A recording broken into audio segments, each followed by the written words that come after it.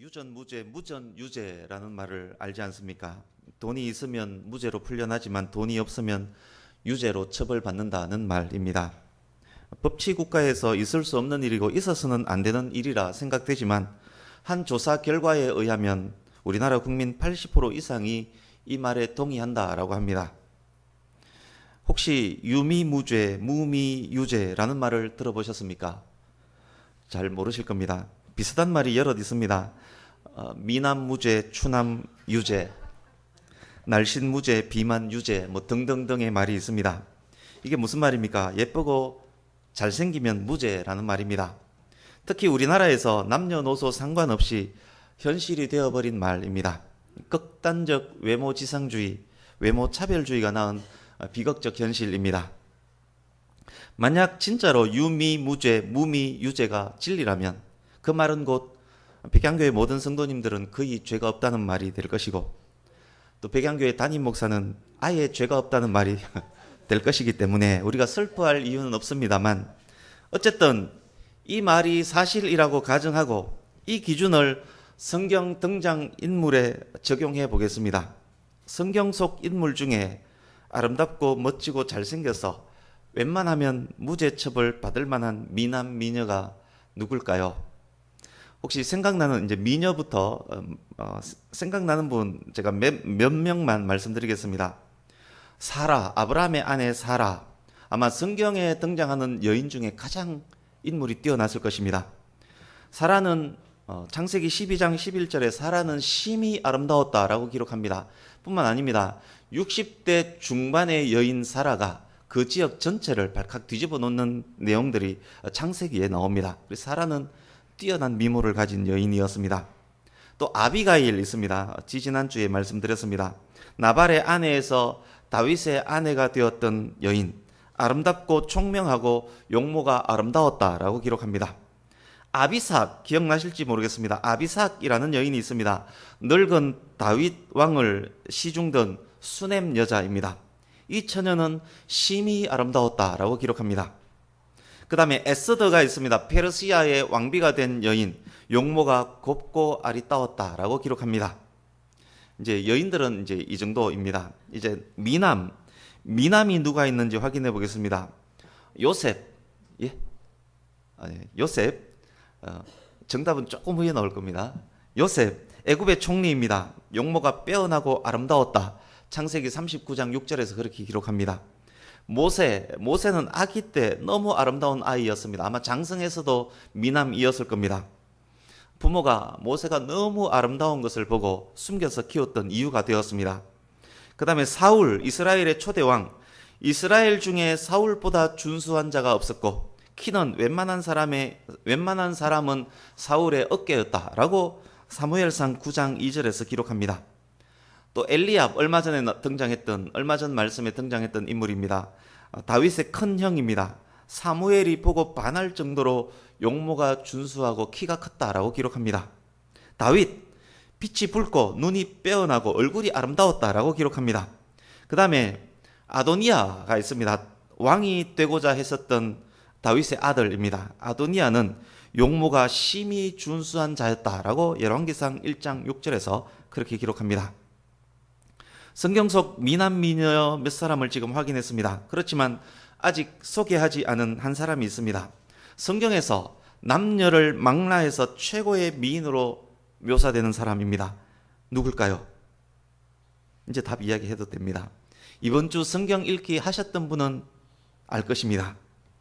우리 사무엘하 14장 25절 26절을 같이 읽습니다. 사무엘하 14장 25, 26절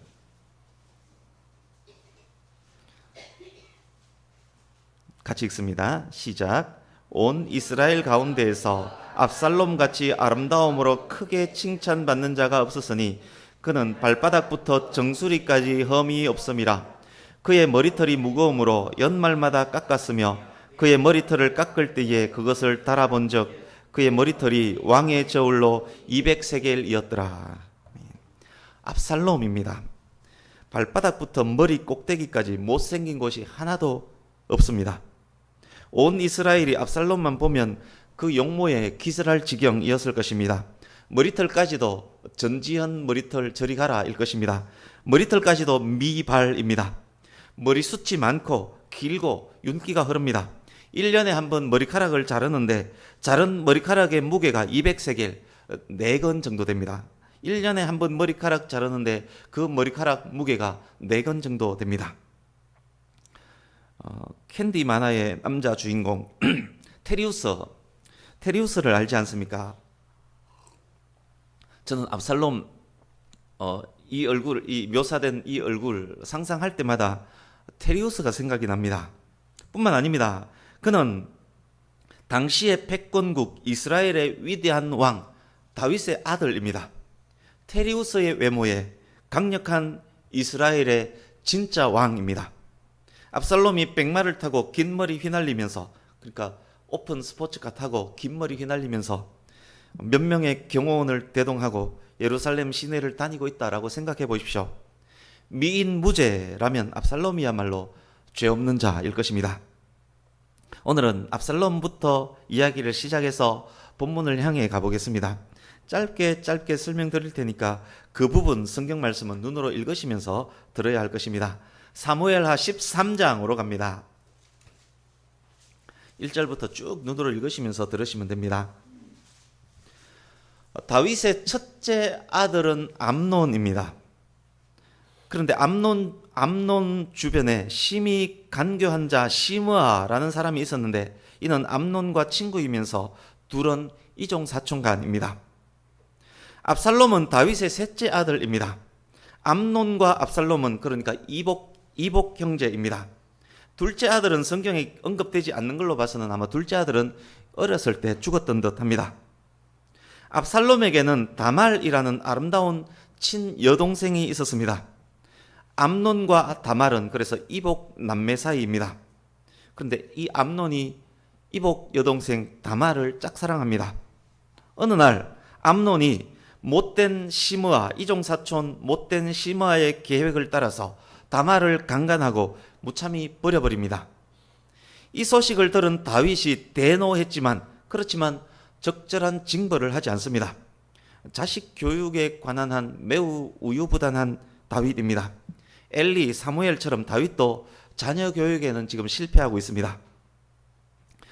성폭행 당하고 그렇게 버림받은 다말은 친오빠 압살롬의 집에서 처량하게 보냅니다. 사랑하는 여동생을 바라보는 오빠 압살롬의 마음 생각해 보십시오. 지금 당장에는 왕태자인 이복형 암논에게 아무 말 안 하고 조용히 있지만 마음속으로는 복수의 칼을 갈고 있습니다. 그렇게 만 2년이 지났습니다. 다른 사람들은 다말 사건을 잊을만한 그때에 압살롬이 아버지 다윗의 명령을 교묘하게 이용해서 그리고 거짓말과 폭력으로 암논을 살해합니다. 여동생 디나가 강간당했을 때 한 마을을 몰살시킨 디나의 친오빠 이야기를 생각나게 하는 장면입니다. 그리고 압살롬은 외갓집으로 도망가 버립니다. 성경 말씀을 읽는 독자들은 한편 압살롬을 동정했을 수 있습니다만 그러나 시간이 지나고 이 사건을 보니까 압살롬도 암논과 크게 다를 바 없는 사람입니다. 여기서도 다윗의 처세가 문제가 됩니다. 역시 우유부단하게 처리합니다. 이복 동생을 강간한 암논을 징계하지 않았듯이 이복 형을 죽인 압살롬도 징계하지 않습니다. 오히려 이제는 장자가 된 압살롬을 향하여 마음만 간절할 뿐입니다. 엘리도 사무엘도 다윗도 자기 자식에게는 왜 이렇게 약한지 모르겠습니다. 사랑 없는 공의가 아니듯 공의 없는 사랑은 사랑이 아닌데 자식을 공의로 다스릴 때는 반드시 공의로 다스려야만 하는데 우유부단하게 사랑으로만 다스리고 있습니다. 잘못을 징계하지 않고 사랑으로만 양육된 아이가 이후 얼마나 더 큰 문제를 만들게 되는지 우리는 보게 될 것입니다. 이 말씀을 읽을 때, 이 자식 교육에 대한 말씀을 읽을 때 혹 이것이 우리의 모습이 아닌지도 이 말씀을 통해서 우리는 살펴야 할 것입니다. 이제 14장입니다. 멀리 가 있는 압살롬, 그 압살롬을 향해 간절한 왕 다윗의 마음을 읽은 대감 요압 장군이 중재에 났습니다. 그럴 수밖에 없었던 것이 압살롬이 장남이고 이제 후계 구도도 생각해야 되기 때문에 요압이 났습니다. 요압의 중재로 압살롬이 예루살렘으로 돌아오기는 하지만 다윗은 아들의 얼굴을 보지 않습니다. 여기서도 다윗의 우유부단함이 드러납니다. 이때라도 벌할 것 벌하고 용서할 것 용서해서 서로가 마음을 풀었다면 아마 거기서 멈췄을 것입니다. 그렇게 다윗과 압살롬 부자는 냉랭하게 또 인연을 보냅니다. 요압이 또 중재에 나서고 결국 다윗과 압살롬이 화해합니다. 14장 33절이 다윗과 압살롬이 울면서 화해하는 장면입니다. 이제 15장입니다. 압살롬을 향한 다윗의 마음은 공의는 결여되어 있지만 어쨌든 자식을 향한 아버지의 사랑입니다. 그러나 압살롬은 그렇지 않았습니다. 압살롬의 화해는 진실한 화해가 아니었습니다. 반역의 싹이 트고 자라기 시작합니다. 15장에 보시면 15장에 기록된 압살롬의 능력은 엄청납니다. 천부적으로 압살롬은 다재다능합니다. 인격만 갖췄다면 탁월한 왕이 될 제목입니다. 테리우스 외모에 말재주도 기가 막힙니다. 만나는 사람마다 안고 뽀뽀하면서 살갑게 대해줍니다. 민원도 멋지게 해결해줍니다. 15장 6절 끝부분 보십시오. 압살롬이 이스라엘 백성들의 마음을 훔쳤다라고 기록합니다. 그렇게 마음을 훔치면서 온 이스라엘 백성의 마음을 훔치면서 또 4년이 흘렀습니다. 예루살렘으로 돌아온 후 총 6년 동안 체계적으로 확실히 압살롬은 반란을 준비합니다. 드디어 반역의 싹이 자라서 열매를 맺을 때가 되었습니다.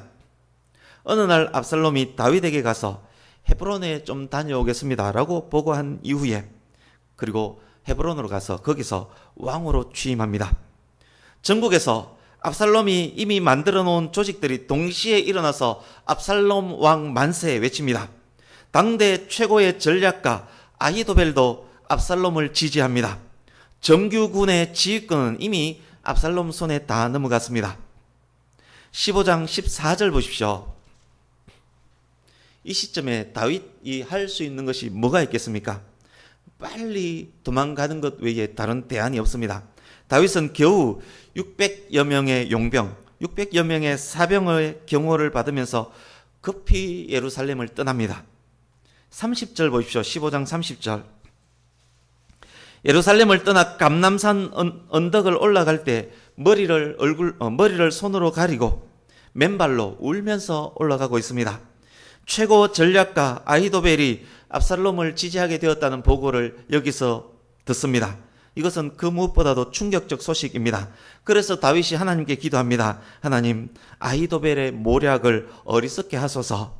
그 기도의 응답인지 아히도벨과 쌍벽을 이루는 전략가 후세가 다윗에게 와서 다윗의 여전한 충성심을 다윗에게 표합니다. 모두가 압살롬에게로 갔다라고 생각했는데 여기 보면 후세와 그리고 제사장 사독과 그의 아들들이 여전히 다윗에게 충성하고 있음을 15장에서 보여주고 있습니다. 다윗은 그때 후세를 첩자로 예루살렘에 보내고 제사장 사독과 그의 아들들을 연락책으로 남겨두고 감람산을 넘습니다. 이제 16장입니다.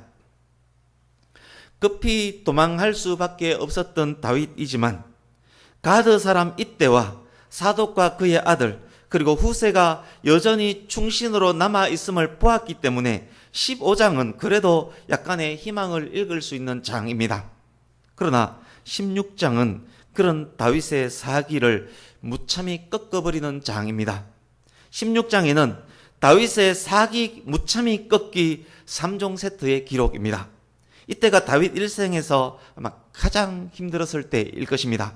그래서 시편, 여러 시편에 이때의 다윗의 아픔, 이 아픔 속에 다윗이 기록한 시가 시편 여러 편에 기록되어 있습니다.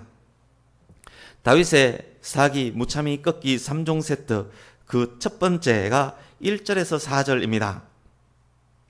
요나단의 아들 머비보셋이 압살롬을 지지한다는 소식을 다윗이 들었습니다. 얼마나 다윗의 사기를 꺾는 내용인지 모릅니다. 다윗과 압살롬의 대결 구도에서 사울 가문이 누구를 지지하느냐, 이것은 매우 중요합니다. 그런데 친구 요나단을 생각해서 왕의 상에서 먹도록 은혜를 베풀어 준 요나단의 아들 머비보셋이 은근히 지금 압살롬을 지지하고 있으며 이 기회를 틈타서 왕위 찬탈을 노리고 있다는 이야기를 머비보셋의 종 시바를 통해서 듣습니다.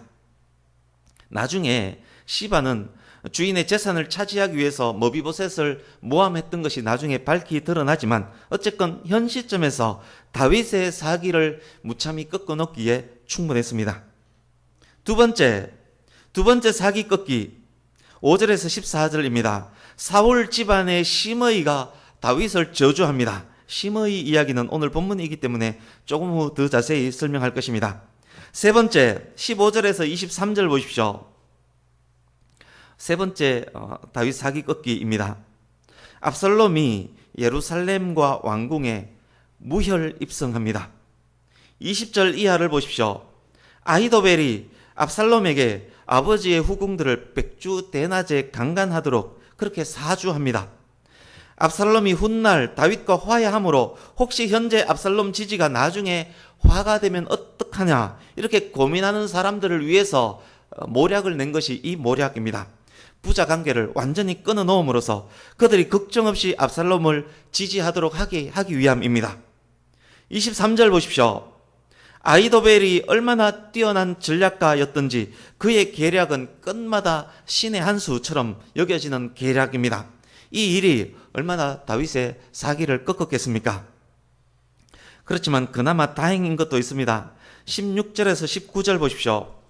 후세를, 그러니까 아히도벨과 버금가는 전략가 후세를 위장 간첩으로 침투시키는 작전이 압살롬에게 통했습니다. 후세의 활약으로 전세 반전의 기회는 나중에 찾아옵니다. 이제 5절에서 14절 다시 보겠습니다. 다윗의 사기 박살내기 3종 세트 중 두 번째입니다. 오늘 집중하고자 하는 말씀입니다.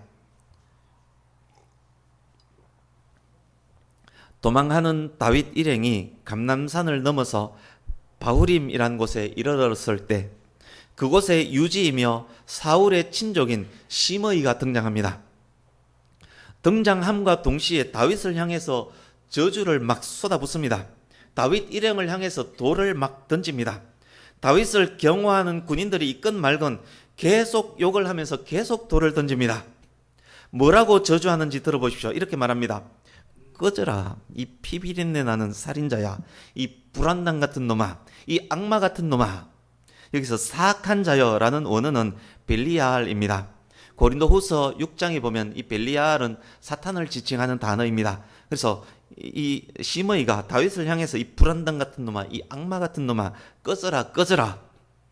니놈이 사울 집안 사람 다 죽였잖냐? 니놈이 사울에게서 나라를 빼앗았잖니? 지금 시므이는 사울 집안 베냐민 지파입니다.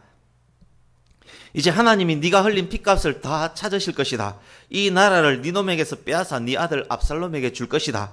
자업자득이다 이놈아. 네가 마땅히 받아야 할 하나님의 벌 지금 받고 있는 것이다. 고소하다 이놈아. 그러면서 시므이가 막 돌을 던지면서 저주합니다. 그러나 시므이가 이렇게 저주하고 있지만 시므이 말은 사실과는 다릅니다. 다윗은 사울과 그의 집안을 피 흘리게 한 적 없습니다. 오히려 사울에게 쫓기면서 온갖 고생을 다한 사람이 다윗이고, 그렇지만 그런 고생을 당하면서도 사울이 기름 부은 받은 자이기 때문에 사울 몸에 손끝 하나 대지 않았던 사람이 다윗입니다. 뿐만 아니라 요나단을 생각해서 요나단의 아들 머비보셋에까지 은혜를 베푸는 사람이 다윗입니다. 또한 다윗은 사울의 나라를 빼앗아 오지 않았습니다. 지난주에 말씀을 들었듯이 오히려 백성들이 다윗에게 와서 왕이 되어달라고 사정했었습니다. 그러나 시므이는 그저 자기 생각으로 자기 고집으로 왕을 저주하고 있습니다. 하나님께서 세운 왕을 저주하는 것은 율법에서 금하는 죄입니다. 시므이는 하나님의 뜻과는 전혀 상관없이 여호와의 이름까지 들먹이면서 저주하고 있습니다. 최측근에서 다윗을 수행하던 아비새, 이 아비새는 다윗의 조카이며 요압의 동생입니다. 혼자서 300명의 적을 죽인 최고수의 장군입니다. 아비새가 시므이를 보고 이렇게 말합니다. 아니 저런 개 XX 전하, 저런 개 XX가, 욕이라서 제가 말이 잘 안 됩니다. 저런 개 XX가 전하를 저주하다니요. 당장에 가서 저놈 목을 베어 오겠습니다. 다윗의 상황이 여러분의 상황이라면 이 시므이를 어떻게 하겠습니까? 울고 싶은데 와서 세게 뺨 때려주는 시므이를 즉각 처단하지 않았겠습니까? 그러나 다윗이 하는 말 들어보십시오. 스루야의 아들들아. 스루야의 아들들은 요압과 아비새를 일컫는 말입니다. 최측근에서 수행하고 있는 최고의 장군 둘입니다. 아비새뿐만 아니라 요압도 시므이 목을 베려했다는 말입니다. 복수형은 요압도 시므이 목을 베자라고 주장했다는 말입니다. 다윗이 계속 말합니다. 스루야의 아들들아, 너희들이 왜 나서느냐? 내 일이다. 간섭하지 마라. 여호와께서 시므이에게 다윗을 저주하라 하셔서 저주하는 것이라면 나를 저주하는 시므이를 내가 어떻게 나무랄 수 있겠느냐? 그리고 가던 길을 잠시 멈추고는 주변 모든 신하들이 들을 수 있는 큰 목소리로 말합니다. 내 몸에서 난 내 아들도 나를 죽이려고 하는데 사울 집안의 저 사람은 말한 듯 무엇하겠느냐? 여호와께서 허락한 것이니 마음껏 저주하도록 냅두라. 혹시 아느냐? 여호와께서 나의 이 비참한 꼴을 보시고 저주 대신에 오히려 은혜를 베풀어 주실지 어떻게 아느냐? 그리고 다윗은 계속 길을 갑니다. 시므이는 계속 욕하면서 저주하면서 돌을 던지면서 먼지를 날리면서 따라옵니다. 이야기를 계속 이어서 설명해야 합니다만 자세한 이야기는 읽고 계시기 때문에 생략하고 압살롬의 결국이 어떻게 되는지에 대해서만 확인하겠습니다. 다윗 군대와 압살롬 군대가 에브라임 수풀에서 크게 한판 전쟁을 벌입니다. 노련한 장군 요압, 아비새 이때가 이끄는 다윗 군대가 승기를 잡습니다. 18장 9절 보십시오.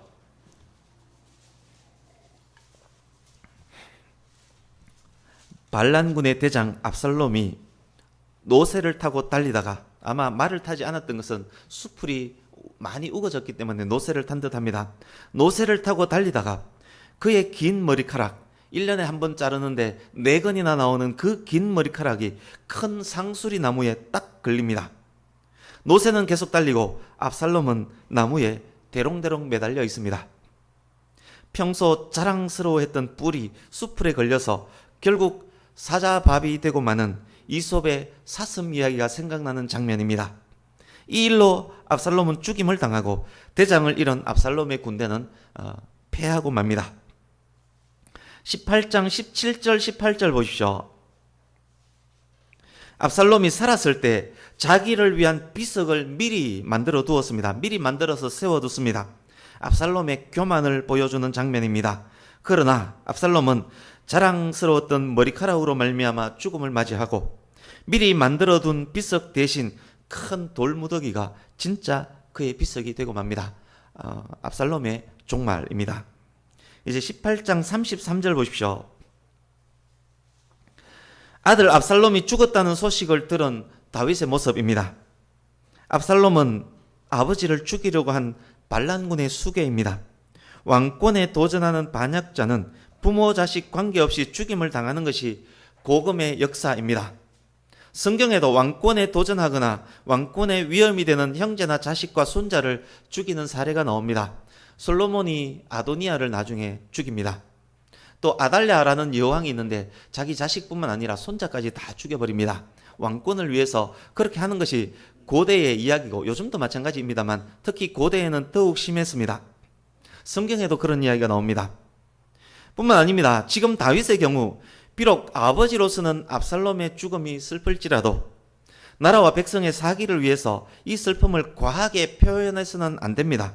이것은 아들의 죽음이기 이전에 반란군과의 전쟁에서 승리이기 때문에 오히려 축배를 들어야 하는 그런 장면입니다.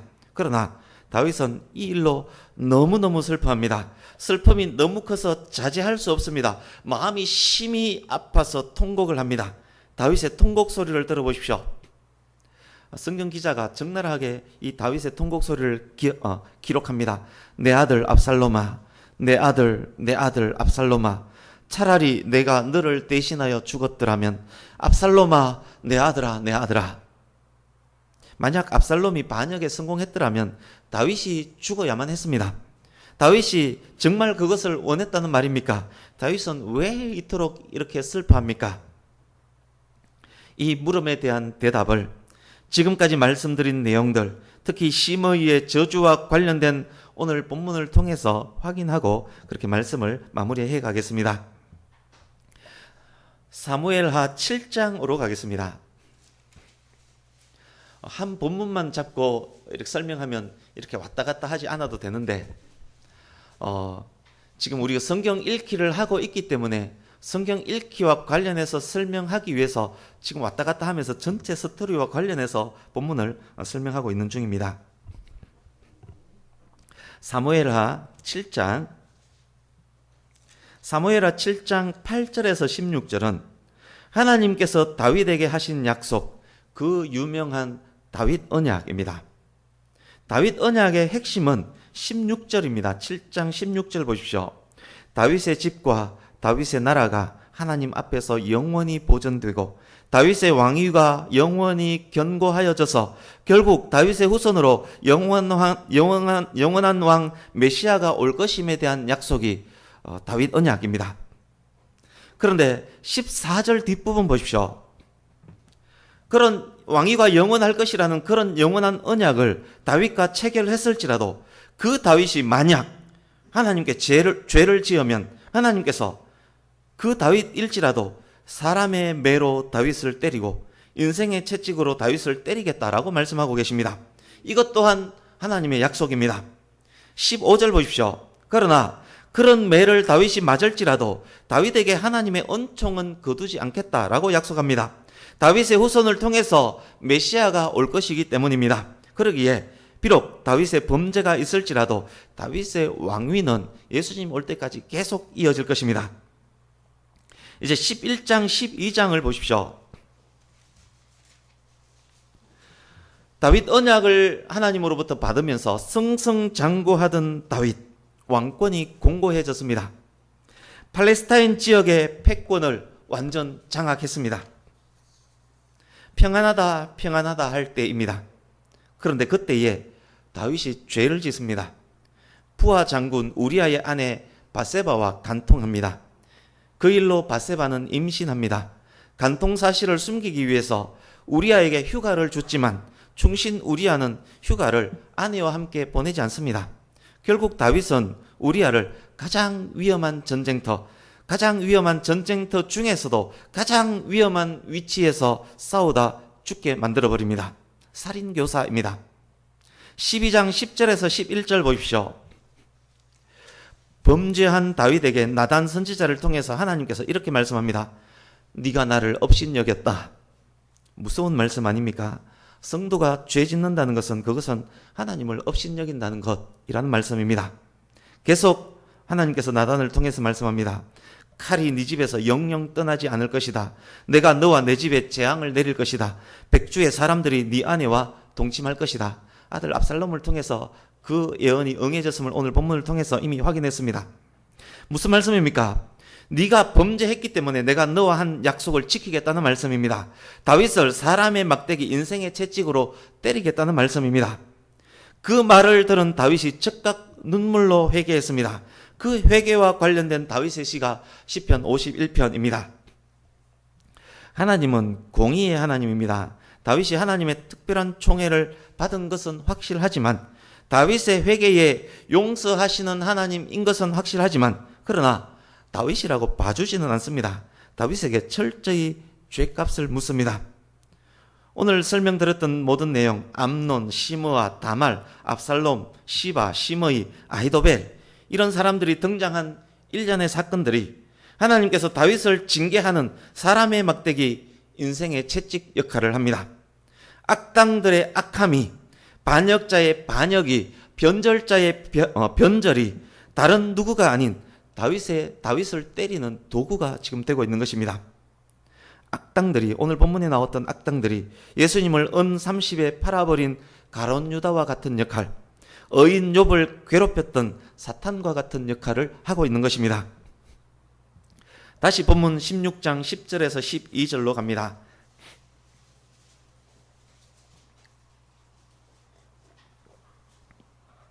시므이가 저주하면서 돌을 던질 때 다윗이 말했습니다. 그냥 저주하도록 내버려 두라. 혹시 아느냐? 하나님께서 나의 죄와 나의 원통함을 돌아보시고 이 상황을 오히려 선으로 만들어 주실지 어떻게 아느냐. 다윗이 이렇게 말할 수 있었던 이유가 무엇일까요? 그렇습니다. 다윗은 현재 상황이 자기 죄로 인하여 사람의 막대기 인생의 채찍을 맞는 중임을 알고 있기 때문입니다. 어떻게 다윗이 알았느냐고요? 우리도 직감적으로 알 수 있는 경우가 매우 많습니다. 다윗은 더욱 확실히 직감적으로 알았을 것입니다. 그렇지만 그 와중에도 하나님을 온전히 신뢰하면서 하나님의恩寵을 소망하고 있습니다. 다윗이 기꺼이 심의 저주를 받아들이는 것, 그것은 그런 상황마저도 하나님의 뜻 안에 있음을 알고 하나님의 뜻에 기꺼이 순종하고 있는 것입니다. 다윗은 하나님의 공의, 하나님의 뜻, 하나님의 진리에 지금 기꺼이 순종하고 있는 중입니다. 압살롬의 죽음에 다윗이 그토록 슬퍼했던 이유도 같은 이유입니다. 자기가 하나님께 범죄하지만 않았더라면 압살롬의 악함, 압살롬이 원래 악하고 교만하지만 압살롬의 악함이나 교만이 반역해서 자신을 죽음에 이르게까지는 하지 않았을 것임을 다윗이 생각했기 때문입니다. 압살롬의 죽음의 큰 원인 중에 자기의 죄가 있다라고 생각했기 때문에 다윗이 네 대신 내가 죽어야 했을 걸, 내가 죽어야 했을 걸, 압살롬아, 압살롬아 하고 있는 중입니다. 그러니 압살롬이 다윗이 슬퍼지 않을 수가 있었겠습니까? 그러나 이 모든 일에 다윗은 기꺼이 순종합니다. 다윗이 기꺼이 순종할 수 있었던 이유가 무엇이겠습니까? 다윗이 이런 상황까지도 기꺼이 받아들이고 순종할 수 있었던 이유. 알렉산더 대왕이 매우 총애하는 충성스러운 신하가 있었습니다. 그 충성스러운 의사가 있었는데 그 의사를 시기하던 몇 사람들이 그 의사를 시기해서 모함해서 죽이려고 시도합니다. 그래서 알렉산더에게 익명의 편지 투서를 합니다. 그 의사가 왕을 죽이기 위해서 왕의 컵에 독약을 넣을 것입니다. 이런 모함의 편지를 알렉산더에게 보냅니다. 어느 날 왕이 모든 신하를 불러 모으고 잔치를 벌입니다. 그 자리에서 그 편지를 읽습니다. 그 편지를 읽고 난 이후에 그리고 컵에 있는 물을 단숨에 확 마셔버립니다. 알렉산더가 이렇게 할 수 있었던 이유가 무엇입니까? 그 의사를 전폭적으로 신뢰하기 때문에 알렉산더는 이럴 수 있었습니다. 다윗의 하나님 신뢰도 이와 비슷합니다. 그러기에 다윗은 기꺼이 순종할 수 있었습니다. 그러기에 하나님의恩寵을 소망할 수도 있었던 것입니다. 사랑하는 성도님 여러분, 오늘 다윗의 죄를 우리가 확인했습니다. 이렇듯 죄는 사람을 눈멀게 하고 사람을 부패시키고 시각을 꼬이게 만들어서 아주 특이한 결과에 이르게 만듭니다. 하나님께서 그토록 기뻐하시던 다윗이 범죄했을 때 이 만들어지는 이 엄청난 결과를 보십시오. 죄는 이토록 무섭습니다. 신약의 성도들에게도 마찬가지입니다. 우리가 죄를 지으면 그것으로 인해서 구원의恩寵이 없어지지는 않겠지만 그러나 하나님의 징계는 있습니다. 왜냐? 자식을 징계하지 않는 아버지가 없기 때문에 그렇습니다. 그래서 성도에게 임하는 고난, 고통 중에 상당히 많은 부분은 그 성도의 죄와 관련됩니다. 그것이 성경에서 말씀하는 사실입니다. 혹시 지금 사람의 막대기, 인생의 채찍을 맞고 계시는 분이 계십니까? 그렇다면 가장 먼저 자신을 되돌아보셔야만 합니다. 나에게 하나님을 무시했던 죄가 없는지, 내가 지은 죄가 없는지, 죄가 있었다면 철저히 회개했었는지, 그 죄에서 돌이켰는지를 반드시 살펴야 합니다. 중요한 것 또 있습니다. 비록 지금 사람 막대기 인생의 채찍을 맞고 있을지라도 지금 때리는 지금 때리는 그분이 하나님이실지라도 그렇지만 그 하나님을 전폭적으로 신뢰해야만 한다는 것입니다. 하나님의 말씀에 기꺼이 맞고 있을지라도 기꺼이 순종해야만 한다는 것입니다. 왜입니까? 모든 일은 결국 하나님의 뜻대로 이루어지기 때문에 그렇습니다. 모든 일은 결국 하나님의 섭리 안에서 선을 이루기 때문에 그렇습니다. 모든 일은 결국 하나님의 진리대로 되기 때문에 그렇습니다. 다윗은 왕위가 영원할 것이라는 하나님의 언약을 신뢰했기 때문에 결국 하나님의 진리대로 될 것임을 믿고 확신했기 때문에 현재 아픔과 슬픔이 있을지라도 그 상황에 기꺼이 감사함으로 순종했습니다. 주보 오른쪽 하단에 있는 말씀 같이 읽어보려고 합니다.